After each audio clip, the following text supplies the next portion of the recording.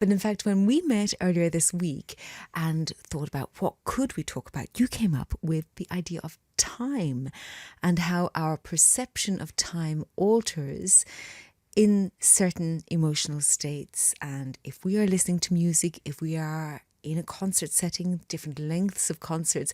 And then you've set me down this rabbit hole of time because I'm coming from the physics angle, the kind of the Albert Einstein physics angle of time related to space and the universe.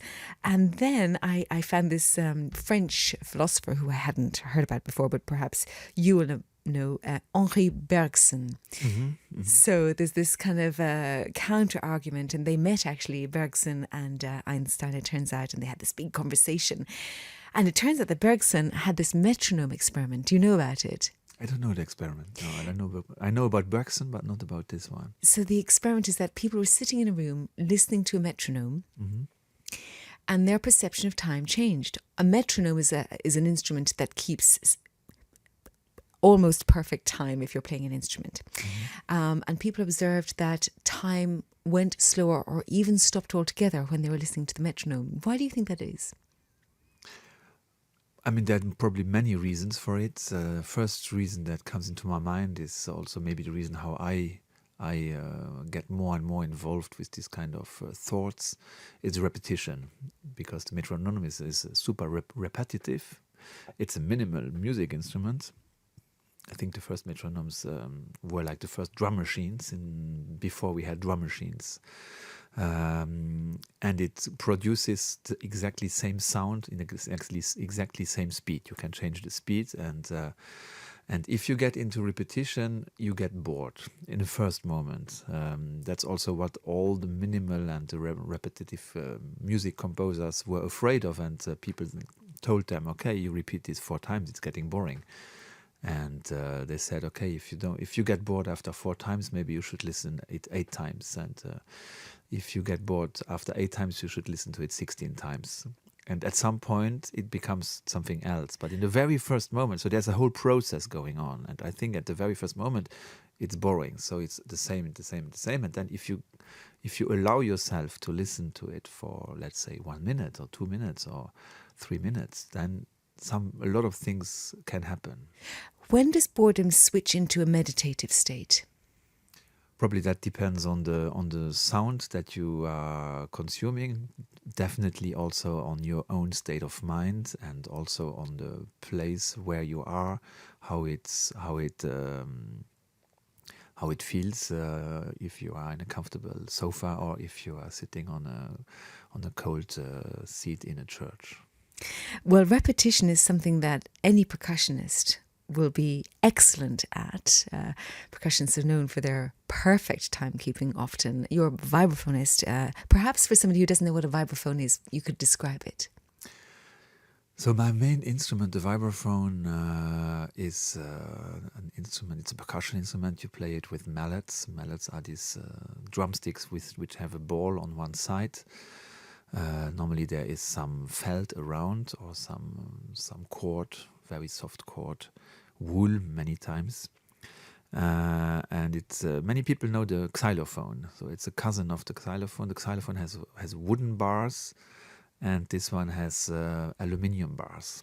And you have a pedal like a piano, so you can make some notes resonate longer than others if you switch off the pedal. And it has a beautiful soft tone. Not always. Okay, not always. Well, let's go back to repetition. I know one of the composers that you respect, admire, listen to is Philip Glass. Why do you like his music? I mean, he has so many musical universes that come all together. Now he's a not so young man, but still working and composing lots of music.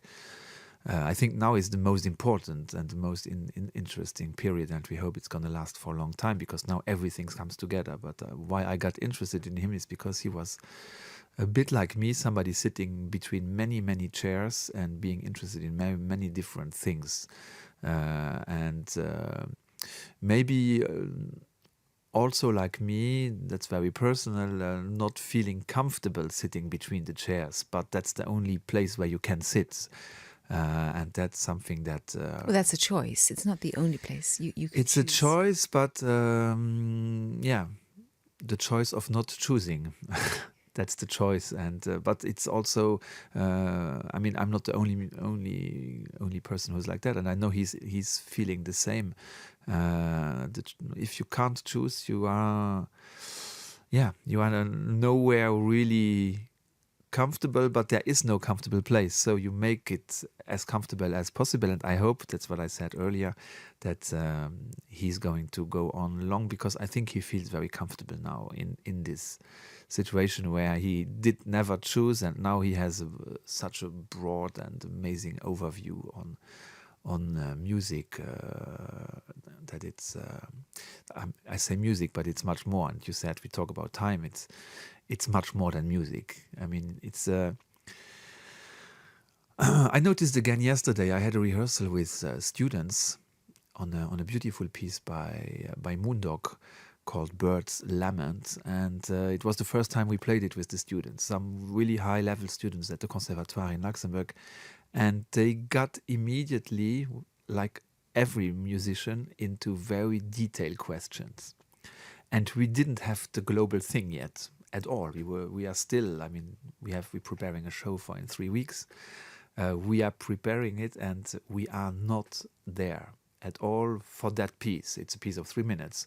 We will be there, but we are so far away from solving detailed questions, and that's something that I learned from Philip Glass, is to look the big question first, to look the big structure, to see what it is, and what is the first thing that he always decides, and everybody decided, and we decided it when you invited me to the show, to come to the show. You said it's a 55-minute show or 1 hour show. We first need to know how much time will it take, and how are we going to shape it, and then we can maybe go into details if we have time, or we just let it happen. And people, unexperienced young musicians, tend really to be so obsessed with a little detail question, which is very important, but very far away from the big picture. And that's something we have to learn. It's a good philosophy for life, to keep the big picture in mind and don't let the little details bring us down sometimes, which I they think can. so. I think so. And when to come back to Philip Glass, when I read his autobiography, which I really recommend to anybody, it's called Words Without Music. I was going to say music without words. It's words without music, because it's all written down. But there's so much music in it. He explains that in the very beginning of his career, how when he was in Paris, he was working a lot with theater people, and he was all his life working with theater and with directors. But he started working on Samuel Beckett pieces as a composer, and learning what it is, time, learning how to structure a piece, learning how you can be very patient, how you should be very patient, how you should not be impatient and move on too fast, and how you should let things develop and take shape. So just to pause there, he was suggesting that he was learning from the playwright Samuel Beckett how to structure a piece of music almost in terms of a theatre piece, almost in terms of a drama piece, a script, which actually it shows in his work, because his work is so broad and long often. It's long because he understands how you can treat long forms. If you again, if you are unexperienced and young, I'm something in between. It's very difficult to imagine writing a large piece, because the large piece, that's really frightening. It's like writing a book of 2,000 pages. It's like, how do you do that? Maybe first write a short essay. Structure a long form thing is really something, and I think the theater people, they have a very different approach to working music. working their pieces, and musicians are normally much faster.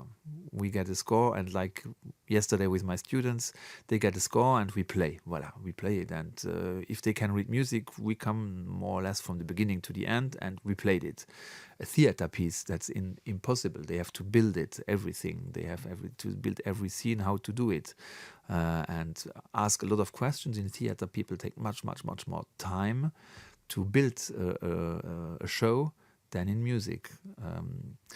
The Luxembourg Philharmonic Orchestra, they have every week a new program, so they get the scores in advance. They have a new conductor who arrives on Monday morning, they rehearse, and on Thursday or Friday night is the show with the piece. Well, let's come back to that, because again, it's a matter of how time is felt when you're in the audience. So again, we can tackle the time in music in many different ways, but if one is in the audience of a show, taking on that the emotional waves of music across them, they can end up in a state where time passes without them noticing in a different way. How is a show length decided?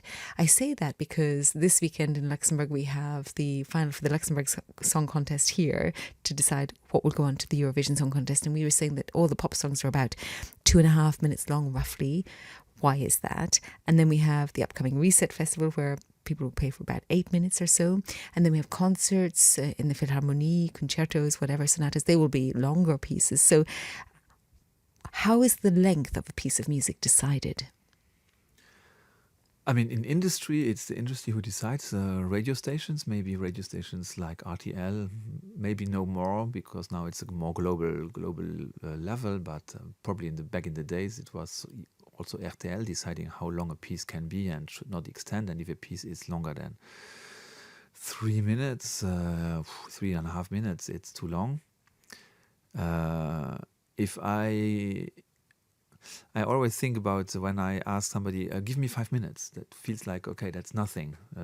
Give me 5 minutes, I have to sort out something. So everybody says, oh no, it's a problem. 5 minutes is nothing. But a piece of music of 3.5 minutes feels long. It has to be a compact information. I think probably it's what there are. I believe researches that prove that people have problems with concentration and staying longer focused on something, and then they have to move on to something else. Which is ironic, because some types of music can really bring you in and increase your concentration. Yeah, but that's not how pop music works, and I think I don't know why it has to be like this. I think it's been like this for a very long time, and a radio song is often people do special radio edits because the piece is longer, so you do the very short version where you leave the interesting parts away to get some airplay. Why it is? It's a pity. It's not like this on every radio stations. I mean, there are radio stations who play long pieces and who don't care about that, and who have a different audience and maybe different markets that they are approaching. I think it's a pity that pieces don't go longer.